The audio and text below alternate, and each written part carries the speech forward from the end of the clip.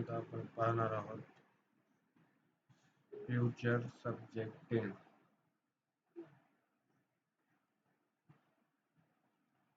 Tense means काळ.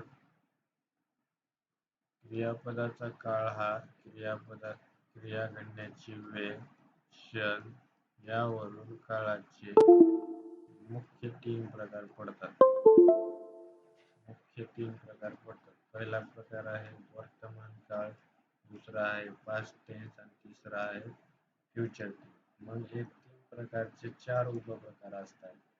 Simple present tense, continuous tense आणि perfect tense आणि परफेक्ट कंटिन्युअस टेन्स. मग आपण हे दोन पाहिलेले आहेत.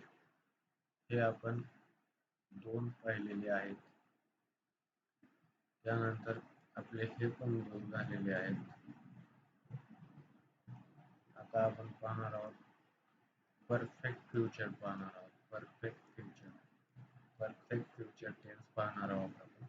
नेक्स्ट परफेक्ट फ्युचर टेन्स पूर्ण भविष्यकाळ पाहणार आहोत.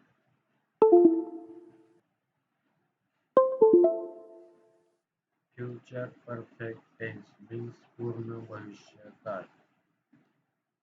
फ्युचर परफेक्ट टेन्स मीन्स पूर्ण भविष्यकाळ. पूर्ण भविष्यकाळाचा आपण फॉर्म्युला पाहणार आहोत.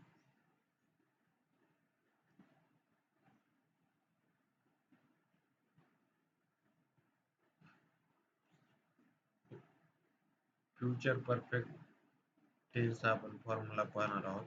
Subject plus shall oblique will plus have plus main verb third plus O plus C. Subject plus shall oblique will plus have plus main verb third plus O plus C. या काळामध्ये क्रियापदाचा शेवट लेला, लेली, लेलो हे महत्वाचं आहे. लेला, लेली, लेलो इत्यादी शब्दांनी होतो. यावरून पूर्ण भविष्यकाळ निश्चित होतो व वाक्याच्या शेवटी असेन, असू, असतील, असाल यावरून भविष्यकाळ निश्चित होतो. पूर्ण भविष्यकाळ निश्चित होतो. हे बघा, आणखीन एक वेळेस पाहूया आपण. या काळामध्ये क्रियापदाचा शेवट लेला, लेली, लेलो इत्यादी शब्दाने होतो. यावरून पूर्ण भविष्यकाळ निश्चित होतो. लेला, लेली, लेलो, लेला, लेली, लेलो, लेले इत्यादी शब्दाने होतो. यावरून पूर्ण काळास निश्चित होतो आणि या वाक्याच्या शेवटी असेन, असू, असतील, असाल यावरून भविष्यकाळ निश्चित होतो. नेक्स्ट पाहूया आपण याची डेफिनेशन. एखादी क्रिया भविष्यकाळामध्ये पूर्ण घडलेली किंवा संपलेली असेल हे सांगण्यासाठी ज्या काळाचा वापर केला जातो त्यास पूर्ण भविष्यकाळ असे म्हणतात. एखादी क्रिया भविष्यकाळामध्ये पूर्ण घडलेली किंवा संपलेली असेल हे सांगण्यासाठी ज्या काळाचा वापर केला जातो त्यास भविष्यकाळ असे म्हणतो. जसे की एक्झाम्पल पाहूया आपण. एक्झाम्पल पाहूया.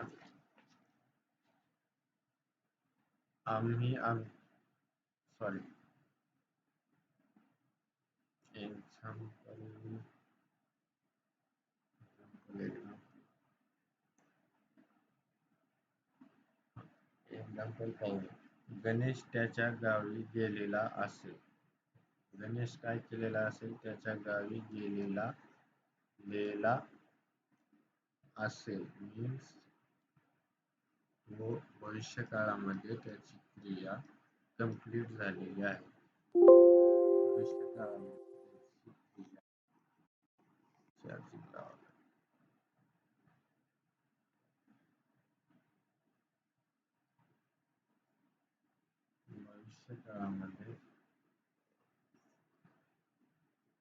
भविष्य काळामध्ये त्याची क्रिया कंप्लीट झालेली आहे.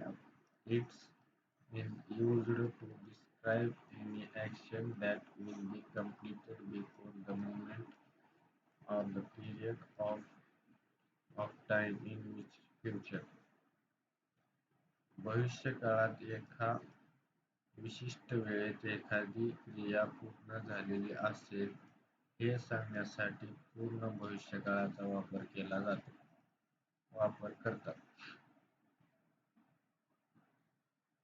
It's used to describe any action that will be completed before the moment of the period of the time in future. भविष्य काळात एका विशिष्ट वेळेत एखादी क्रिया पूर्ण झालेली असेल हे सांगण्यासाठी पूर्ण भविष्यकाळाचा वापर केला जातो. एक्झाम्पल पाहूया आपण. My father will be bought a car by the end of this month. माझे वडील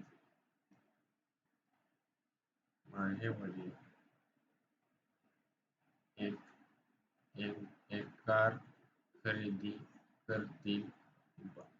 माझ्या वडिलांकडून एक कार खरेदी केलेली असेल by the end of month.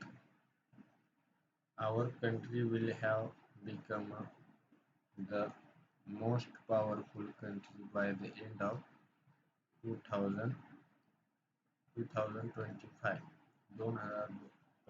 मध्ये आपली कंट्री will have हा helping verb आहे. become most powerful म्हणजे शक्तिशाली होईल by the end of 2025. याचे वैशिष्ट्य पाहूया आपण. या काळामध्ये क्रियापदाचे तिसरे रूप येते, मीन्स मेन वर थर्ड येते. मेन वर थर्ड चा वापर केला जातो. सहाय्यकारी क्रियापद म्हणून shall have oblique will have चा वापर करतात. shall have oblique will have चा वापर करतात. सहाय्यकारी क्रियापद म्हणजे काय? हेल्पिंग वर्ब चा काय formula? shall have will have चा वापर करतात. हे हेल्पिंग वर्ब आहे. shall have will have. Next, जर करता आय आणि वी येत असेल तर shall we have वापरतात. आणि जर करता यू शी इट ते येत असेल तर will have चा वापर करतात. आय समोर will have चा पण वापर होऊ शकतो, तो आपण पुढे पाहणार आहोत. या काळामध्ये क्रियापदाचा शेवट इथं महत्वाचा पार्ट आहे. लेला, लेली, लेलो इत्यादी शब्दाने होतो.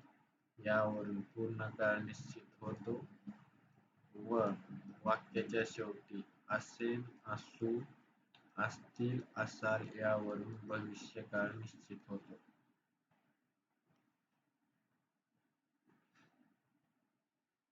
पाहूया. या काळामध्ये क्रियापदाचा शेवट लेला, लेली, लेलो इत्यादी शब्दाने होतो. यावरून पूर्ण भविष्यकाळ चा निश्चय होतो. या वाक्यात आणि वाक्याचा शेवट असेल, असू, असतील, असाल यावरून पूर्ण भविष्यकाळ निश्चित होतो. नेक्स्ट, या काळामध्ये साधारणपणे बाय ची फ्रेज वापरली जाते. By the end of, by the week, by the month, by the year, etc.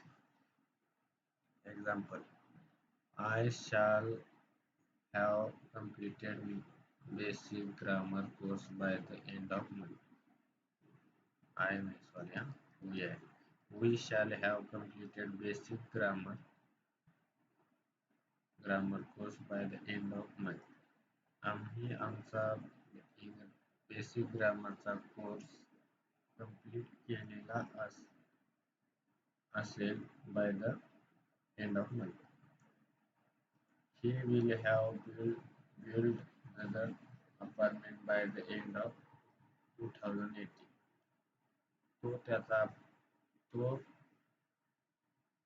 Bill apartment तो 2018 पर्यंत अपार्टमेंट बांधलेला असेल.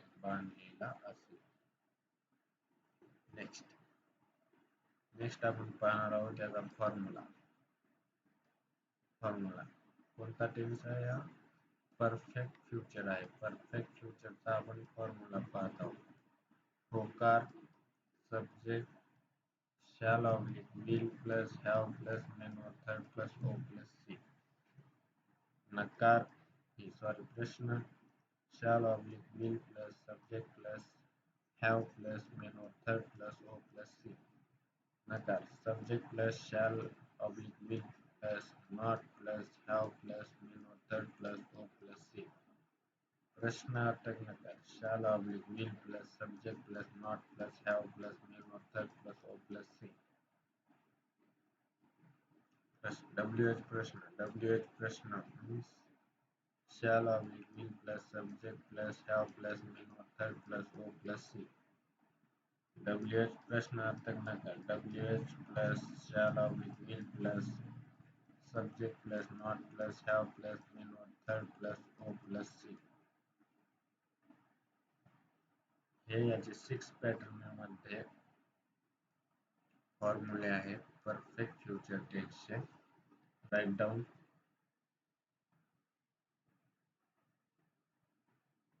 नेक्स्ट आपण पाहणार आहोत sentences.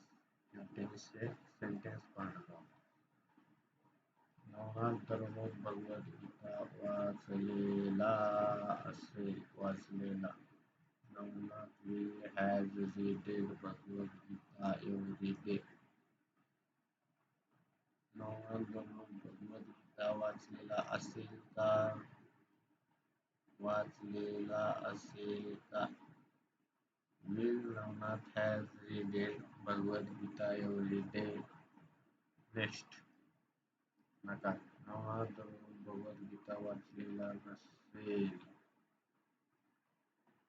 Navnath will not have read Bhagavad Gita every day. Next WH इंटरॉगेटिव्ह. Navnath दररोज भगवद्गीता वाचलेला नसेल का? Will Navnath not have not will Navnath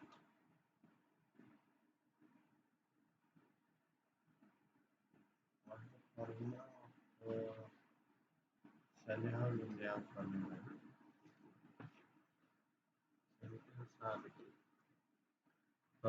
sentence चुकलेला आहे. डबल पाहूया.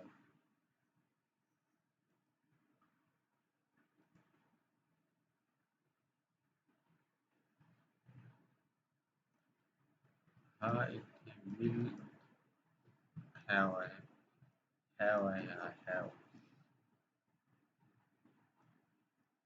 have आणि इथे आहे ते readed आहे.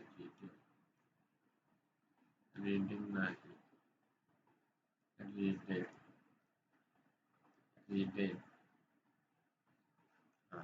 नवनाथ दररोज भगवद्गीता वाचलेला असेल. Navnath will have read Bhagavad Gita every day. Navnath दररोज भगवद्गीता वाचलेला असेल का? Will Navnath has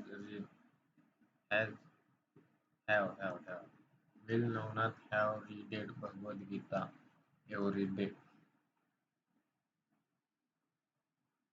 नेक्स्ट नकार नवनाथ दररोज भगवद्गीता वाचलेला नसेल. Navnath will not have read Bhagavad Gita every day. Navnath दररोज भगवद्गीता वाचलेला नसेल का? Will Navnath not have